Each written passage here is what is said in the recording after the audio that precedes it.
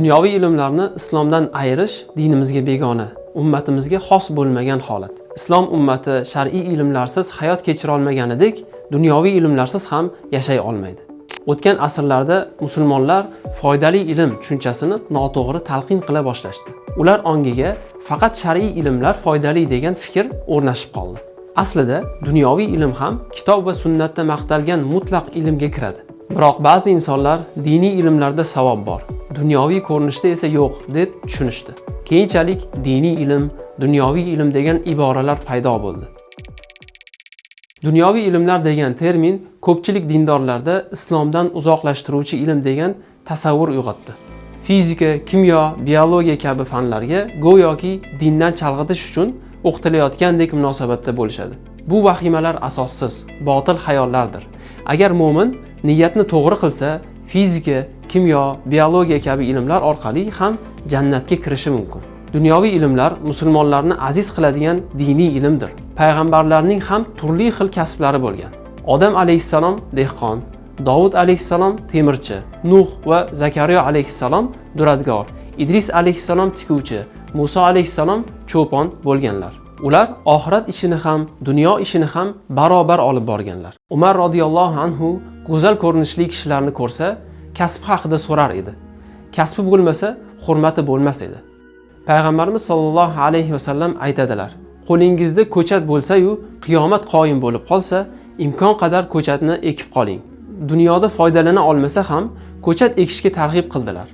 Bu dunyo ko'rinishidagi diniy ish. Keling, bu yog'iga dunyoviy ilm iborasini ishlatmaymiz. O'rniga hayotiy ilmlar deb ishlatamiz. Bu ilmlar hayotimiz farovonligi uchun Alloh bizga o'rganishni buyurgan ilmlardir. Hayotiy ilmlar yer obodligi, insoniyat manfaati, dinni oliy qilish, bu ummatni aziz qilish uchun yo'naltirilsa, dunyoviy ilmning ham ulug'ligiga qat'iy hujjatlar va dalillar keltiramiz. Birinchi dalil: inson Allohning yerdagi o'rinbosari ekanligini unutib qo'ydimi? Unutmadi degan javob beriladi. Unday bo'lsa, inson yerdagi hayot ilmini bilmay turib, qanday o'rinbosarlik qiladi?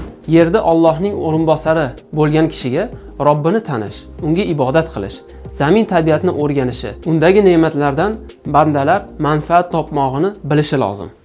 Alloh taolo aytadi: U sizlarni yerdan paydo qilib, sizlarni uni obod etuvchi etdi. Hud surasi 61-oyat.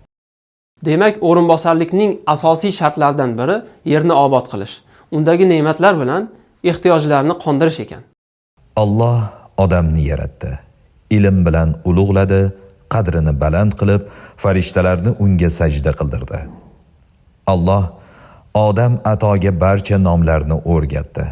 Baqara surasi 31-oyat.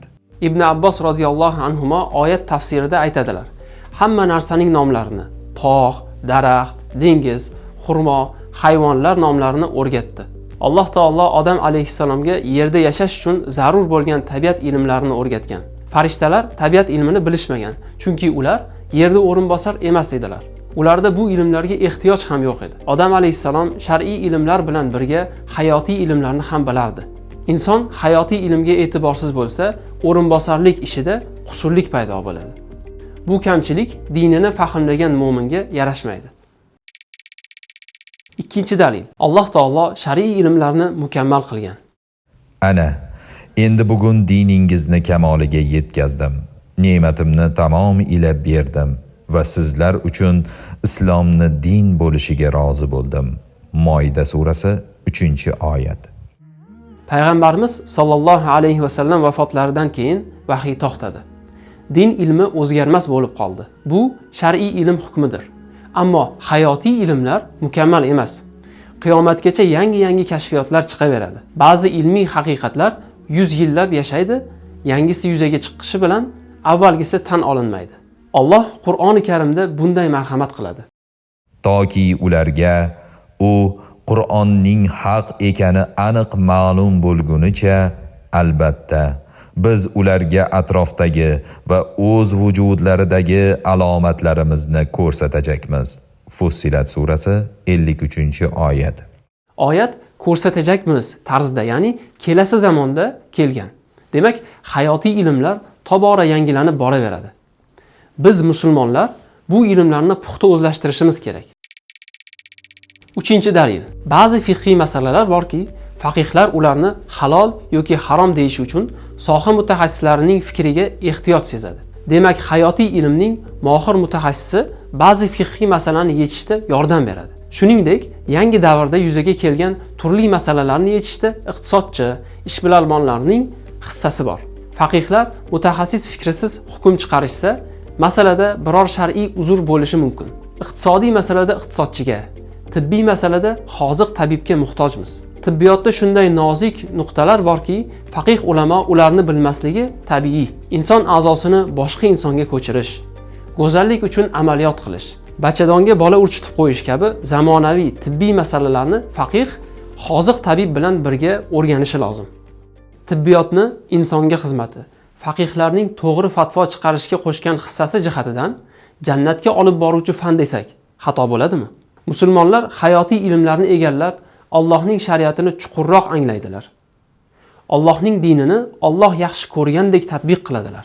Albatta, osmonlar va yerning yaratilishida, kecha va kunduzning almashib turishida, odamlar uchun foydali narsalar ortilgan kemalarning dengizda suzishida, Alloh osmondan tushirib, u sababli o'lik yerni tiriltirgan suvda, turli jonzotlarni unda, ya'ni yerda tarqatib qo'yishida, shamollarni turli tomonga yo'naltirishida va osmon bilan yer orasidagi itoatli bulutda aqlni ishlatadigan kishilar uchun alomatlar, ya'ni Allohning qudratiga dalillar bordir.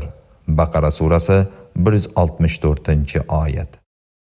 Shu kabi ko'plab oyatlar kishini borliq haqida tafakkurga chaqiradi. Borliqni anglagan sari mo'minning Allohga bo'lgan iymoni ziyoda bo'ladi. Olamlar Robbini yanada ulug'laydi. Buyukligini e'tirof etadi. Suv, nabotot, hayvonot, inson ilmlari Allohdan qo'rqishga sabab bo'ladi. G'arb olimi Einstein borliqni tafakkur qilib, nisbiylik nazariyasini kashf qilgandan keyin yaratuvchi borligini tan oldi. Bu borliq ortida men bilmagan bir kuch bor, dedi. 5-dalil. Hayotiy ilmlar oyatlar va sunnatni yaxshi anglashga xizmat qiladi. Qancha ixtiro va kashfiyotlar vahiyning mo'jizaligini ochib berdi. Masalan, Naba surasining 6-7-oyatlarini olaylik. Biz yerni to'shak qilib qo'ymadikmi? Tog'larni esa yerni tutib turuvchi qoziqlar qilib qo'ymadikmi? Bu ikki oyatni oldingi ulamolar ma'lum bir tushunchada sharhlagan. Ilm-fan rivojidan keyin tamoman boshqa ma'no talqin qilina boshlandi. Doktor Zag'lul Najjor mazkur oyat tafsirida aytadi. Alloh tog'larni qoziq qilgani xabarini bermoqda. Bu esa baland tog'lar yer litosferasining ichida uzun ildizi borligini bildiradi.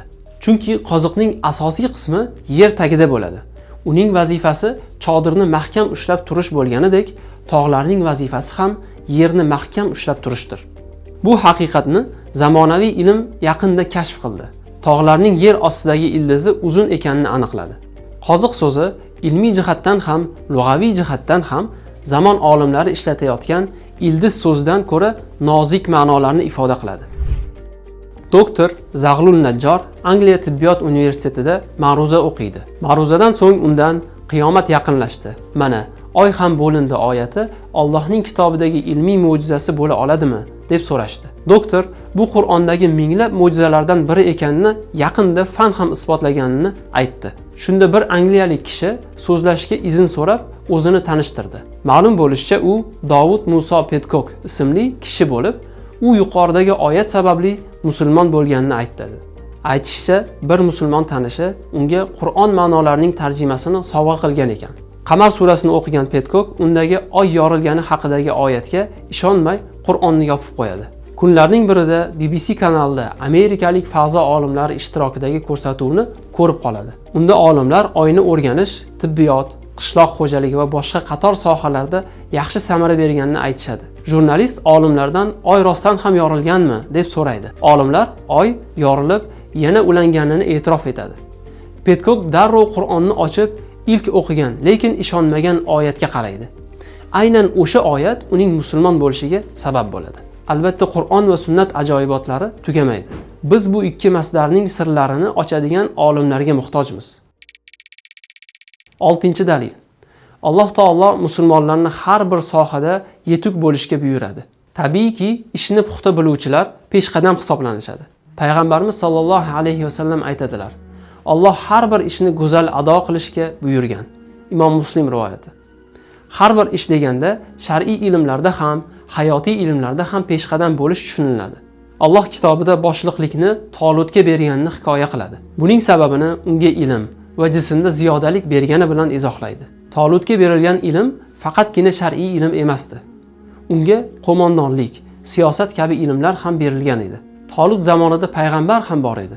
Shubhasiz u shar'iy ilmlarni vahiy orqali bilardi. Lekin qo'shinni boshqarish uchun hayotiy ilmlarni biluvchi mutaxassis yuborildi. Alloh sizlarga Tolutni podshoh etib yubordi. Baqara surasi 247-oyat. Yusuf alayhissalomga Misrda vazirlik taklif qilinganda Yusuf dedi: Meni shu yerning xazinaboni qilib qo'y. Zero men omonatni saqlovchi va o'z ishini puxta biluvchidirman. Yusuf surasi 55-oyat. Qarang, Yusuf alayhissalom katta amalga darhol rozi bo'lmadi, balki qo'lidan keladigan vazifani so'ramoqdalar. U zotning biluvchidirman deyishi dinni yoki vahiyni emas, yer va dehqonchilik ilmlarini biluvchidirman deganidir. Payg'ambarimiz sollallohu alayhi vasallam ulug' sahobiy Amr ibn Os radhiyallohu anhuni Zotul Salosil yurishiga qo'mondon qildilar. Vaholanki qo'shinda buyuk sahobalar ko'p edi. Amr musulmon bo'lganiga endi 5 oy bo'lgan.